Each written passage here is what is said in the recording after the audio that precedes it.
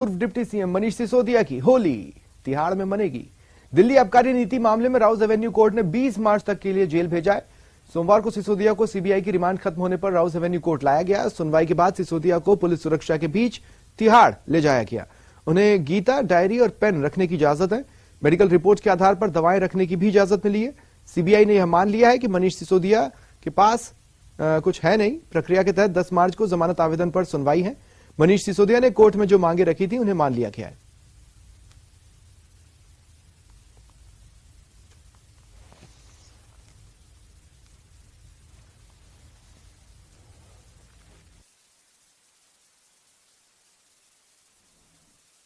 आगे बढ़ रही है। मुझे लगता है ये 20 मार्च 20 महीने हो सकते हैं, कई साल हो सकते हैं, और एक बार फिर से लोगों को ये विश्वास हुआ है, हमारे दिल्ली के लोगों। आज सीबीआई के पार्ट पे इन्वेस्टिगेटिंग ऑफिसर और पब्लिक प्रोसिक्यूटर के पास पे टोटल फ्रस्ट्रेशन नजर आई। आज उन्होंने मीडिया को भी ब्लेम किया, आम आदमी पार्टी के सपोर्टर्स को भी ब्लेम किया, और इवन लॉयर्स के बारे में ये कहा कि ये कह रहे हैं कि इलीगल इन्वेस्टिगेशन हो रही है। डिफेंस लॉयर तो कहेगा ना कि इलीगल इन्वेस्टिगेशन हो रही है, फेयर इम्पार्शियल इन्वेस्टिगेशन नहीं हो रही। ये तो हमारा राइट है, हम कैसे एडमिट कर लेंगे उनका सब कुछ ठीक कर रहे हैं वो लोग। तो जो टोटल फ्रस्ट्रेशन आज नजर आई उनके पार्ट पे, ये दर्शाता है कि सीबीआई के पास कोई कोजेंट रिलायबल एविडेंस आज तक मनीष जी के खिलाफ नहीं है, और हमें पूरा विश्वास है कि 10 तारीख को मनीष जी को बेल मिलेगी।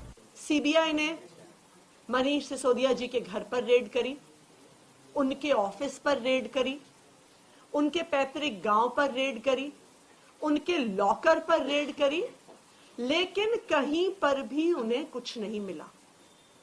और आज कोर्ट के सामने सीबीआई ने तकरीबन यही मान लिया कि अब उनके पास मनीष सिसोदिया जी से पूछने के लिए कोई भी सवाल नहीं है। उमेश पाल शूटआउट केस से जुड़ी बड़ी खबर। प्रयागराज में एक और मुठभेड़ हुई। पुलिस मुठभेड़ में शूटर उस्मान मारा गया। मुठभेड़ वाली जगह पर फॉरेंसिक टीम पहुंची। आरोप है उमेश पाल पर पहली गोली उस्मान ने ही चलाई थी।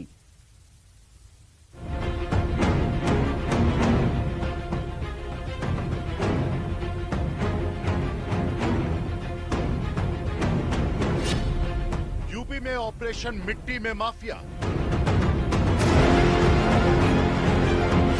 एक और शूटर का एनकाउंटर। आरोपियों की तलाश में ताबड़तोड़ छापे।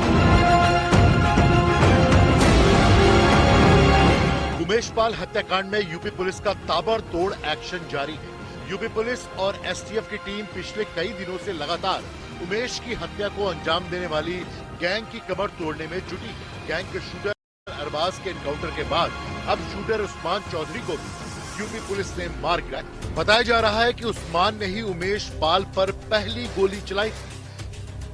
घायल उस्मान को तत्काल अस्पताल शिफ्ट किया गया, जहां इलाज के दौरान उसकी मृत्यु हुई। उपरोक्त उस्मान पे 50,000 का इनाम था तथा सभी चैनलों के माध्यम से जो वीडियो प्रसारित हुआ था उसमें यह व्यक्ति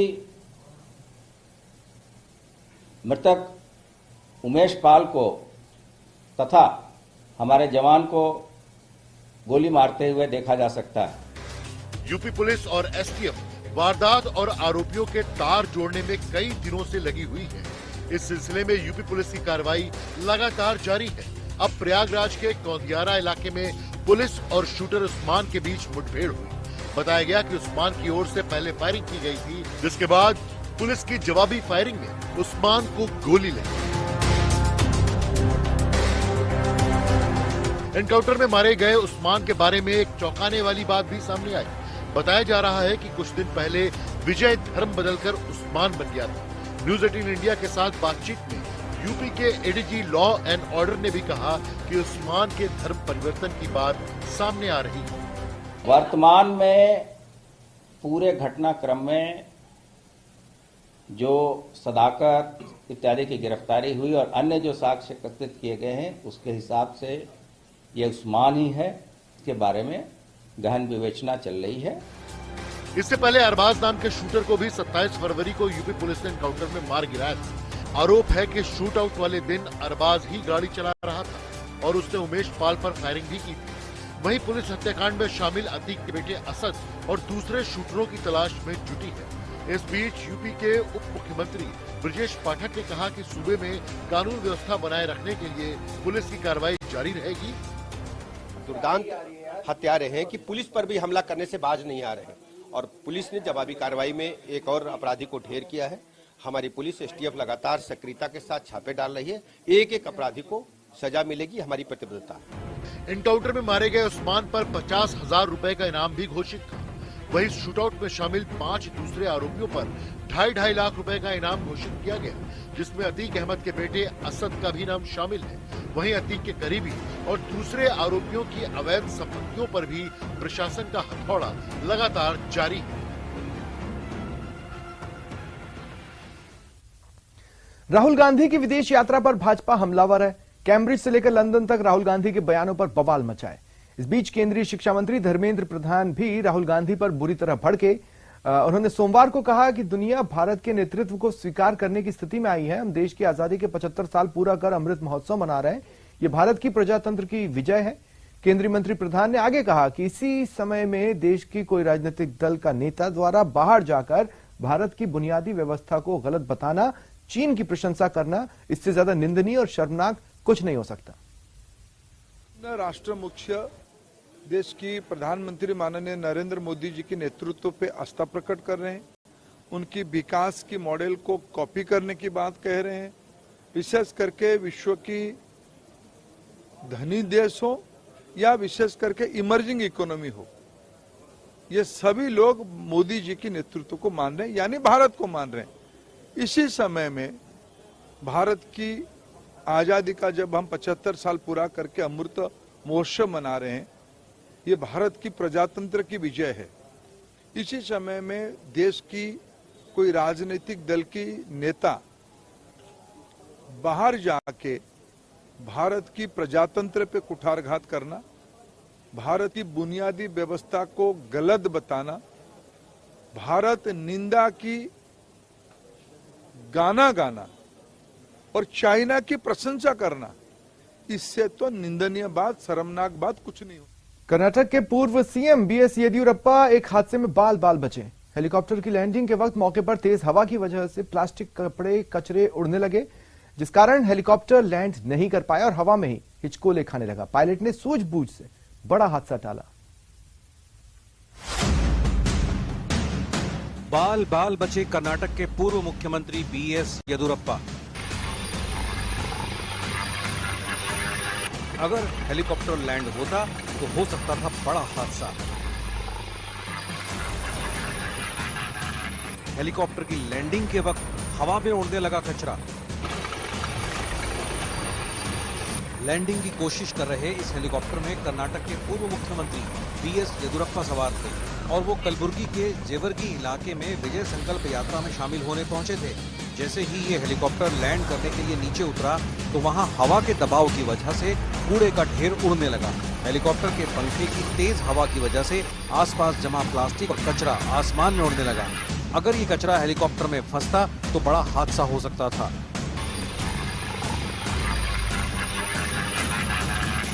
लेकिन पायलट की सूझबूझ की वजह से हादसा टल गया। पायलट ने हेलीकॉप्टर को लैंड नहीं कराया।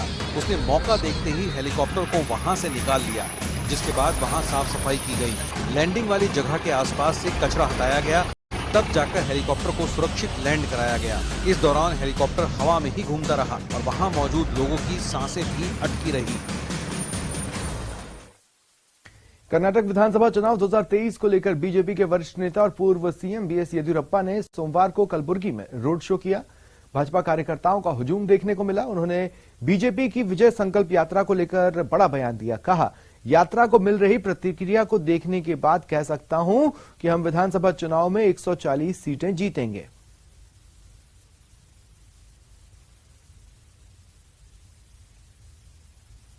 पूर्व मुख्यमंत्री आरजेडी नेता राबड़ी देवी सीबीआई के अधिकारियों ने 4.5 घंटे तक पूछताछ की।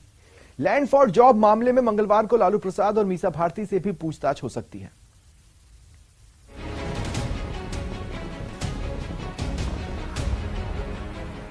लैंड फॉर जॉब मामले में आरजेडी नेता और बिहार के पूर्व मुख्यमंत्री राबड़ी देवी से सीबीआई ने पूछताछ की।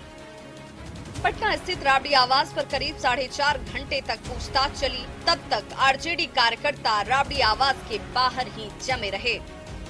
अब यहाँ पे आरजेडी के लोग जो है वो धरना पे बैठ गए हैं। आरजेडी के लोग जो है वो यहाँ पे धरना पे बैठ गए हैं। राबड़ी देवी का आवास है और यहीं पे बैठ गए हैं और बैठकर प्रतिकार कर रहे हैं।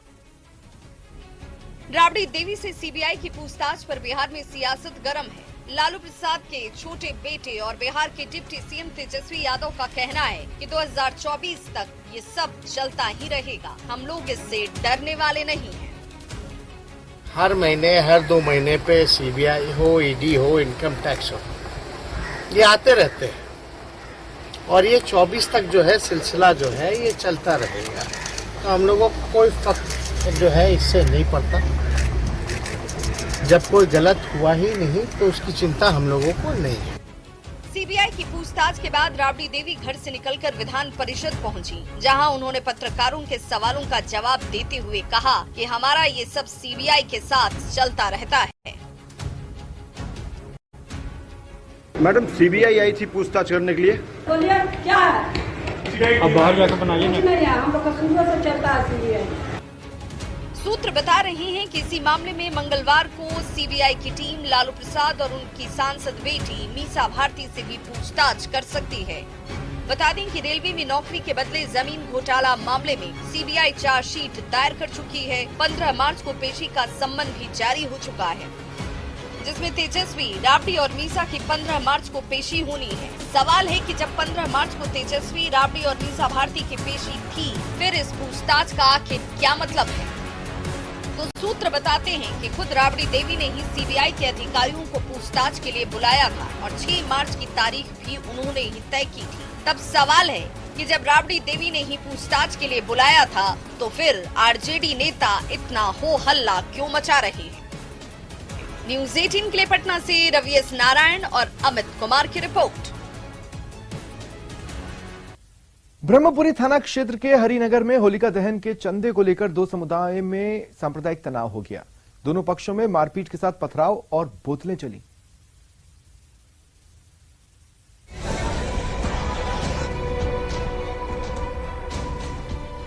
जानकारी के मुताबिक मेरठ के ब्रह्मपुरी इलाके में होली के मौके पर कुछ लोग चंदा मांगने निकले थे। इसी दौरान दूसरे पक्ष के लोगों ने विरोध शुरू कर दिया,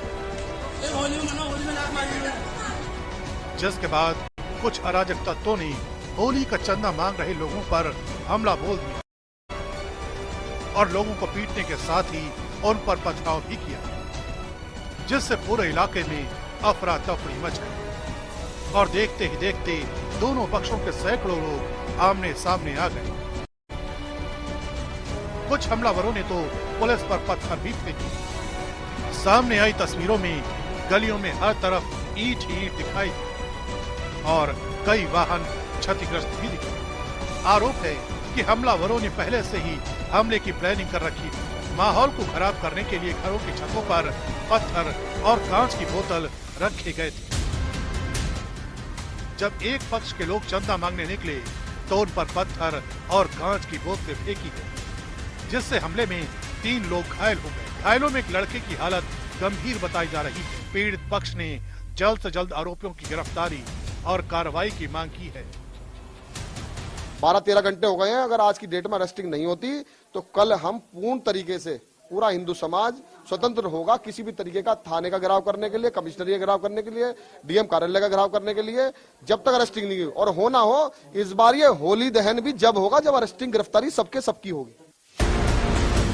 पुलिस के मुताबिक पूरे इलाके में भारी फोर्स तैनात की गई है। पूरे शहर में पुलिस ने पैदल मार्च किया और हालात काबू में होने का दावा किया। प्रशासन की तरफ से एक अपील भी जारी की गई। पुलिस ने सभी लोगों से त्योहार के दौरान शांति व्यवस्था बनाए रखने को कहा। इस दौरान पुलिस ने हमला करने वाले 2 लोगों को गिरफ्तार कर लिया है। बाकी आरोपियों की तलाश जारी है। इसमें जो है इंजर्ड जो है 3 आदमी थे जिनको सामान्य चोटें हैं। सभी लोग डिस्चार्ज होकर घर आ चुके हैं। 2 व्यक्तियों को हम लोगों ने जिनके साथ विवाद प्रारंभ हुआ था उनकी अरेस्टिंग की जा चुकी है। मेरठ में हालात को काबू में रखने के लिए त्योहार पर शांति व्यवस्था बनाए रखने के लिए आरएएफ की एक टीम को भी तैनात किया जाएगा। इधर पुलिस के बड़े अधिकारी हालातों पर पैनी नजर बनाए हुए और किसी भी हालत से निपटने के लिए तैयार हैं। मध्य प्रदेश के दमोह से एक बड़ी खबर है। मड़ियादो इलाके में शिवलिंग तोड़े जाने का माफ कीजिएगा एक मूर्ति को तोड़े जाने का मामला सामने आया है। दरअसल जब लोग सुबह इस धार्मिक स्थल पर पहुंचे तो देखा कि जो मूर्ति है वो खंडित अवस्था में है। हम सुबह सो के उठे तो लोगों के फोन आए और बता रहे थे कि यहाँ शंकर जी का स्थापित शंकर जी हैं, यहाँ के बहुत पुराने हैं। 2 बार घटना। और अब प्राइम 25